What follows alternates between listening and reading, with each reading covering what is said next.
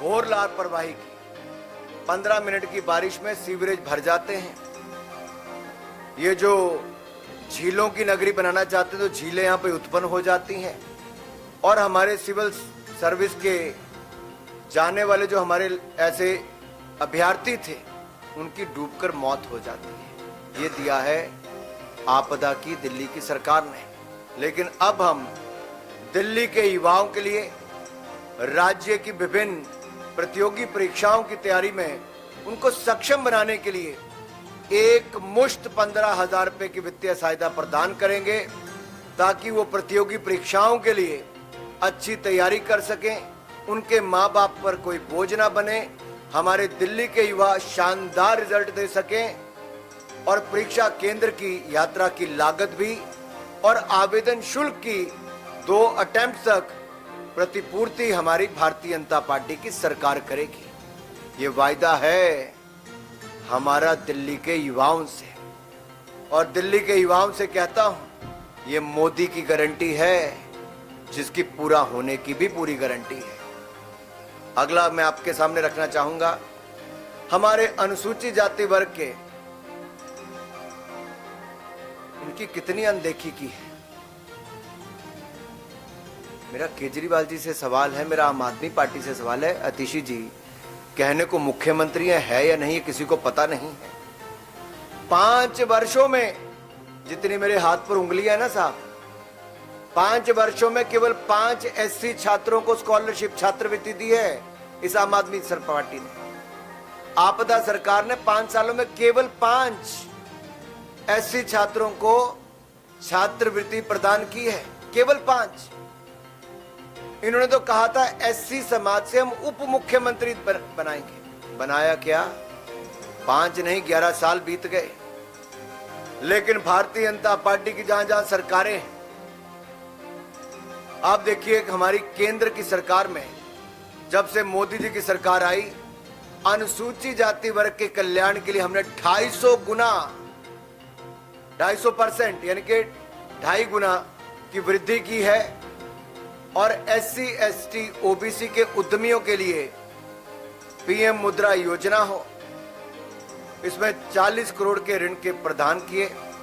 Stand up India हो, उसमें हमने एससी एसटी और महिलाओं के लिए उपलब्ध करवाया है और एससी छात्रों के लिए नरेंद्र मोदी जी की सरकार ने 34 लाख से अधिक एससी छात्रों के लिए, शेड्यूल कास्ट कम्युनिटी के मेरे अनुसूचित जाति वर्ग के भाइयों बहनों के लिए 3,546 करोड़ रुपए की छात्रवृत्ति प्रदान की है। कहां आपदा सरकार के 5 लोगों को 5 एससी छात्रों को दिया और दूसरी ओर हमने 34.5 लाख एससी छात्रों को 3,546 करोड़ रुपए की स्कॉलरशिप प्रदान की है। Yes, you have heard it right. 34.5 lakh SC students have got 3,546 crore rupees of scholarship from the Narendra Modi government, and the Gujarat government provides to the SC students who are getting training in the ITI colleges 400 rupees per month as a stipend। और मैं आज जो कहने वाला हूं अपने दिल्ली के सभी वरिष्ठ नेताओं के साथ, अध्यक्ष जी के साथ, रामवीर जी के साथ और बाकी नेताओं के साथ, कि हम दिल्ली में तकनीकी और व्यावसायिक पाठ्यक्रमों के जो हमारे छात्र छात्राएं हैं उनके लिए स्टाइपेंड योजना कर शुरू करेंगे। किसके नाम पे? डॉक्टर भीमराव अंबेडकर स्टाइपेंड योजना होगी, जिसके अंतर्गत हम ITI और स्किल सेंटर पॉलिटेक्निक आदि में पढ़ रहे हमारे अनुसूचित जाति के विद्यार्थियों को 1,000 रुपया प्रति माह स्टाइपेंड देंगे। जी हां, 1,000 रुपया प्रति माह स्टाइपेंड शेड्यूल कास्ट कम्युनिटी के अपने भाई और बहनों के लिए जो ITI स्किल सेंटर पॉलिटेक्निक में पढ़ रहे हैं, उनको दिल्ली में हम देंगे हमारी सरकार बनने के बाद। जो आपदा सपनों में नहीं सो सकती, हम दिल्ली के युवाओं के उन सपनों को साकार करेंगे मोदी जी। अगला जो मैं आप सबके सामने रखने वाला हूं, आपने देखा होगा ठंड हो, बारिश हो, तपती गर्मी हो। अगली स्लाइड पे अगर आप जाएंगे तो एनडीए सरकार में महाराष्ट्र में हमने ऑटो और टैक्सी ड्राइवर के लिए एक कल्याण बोर्ड की स्थापना की, जिसके तहत ड्राइवरों को पेंशन, उनके उपचार यानी कि चिकित्सा उपचार के लिए वित्तीय सहायता प्रदान की जाती है, उनके बच्चों को छात्रवृत्ति दी जाती है।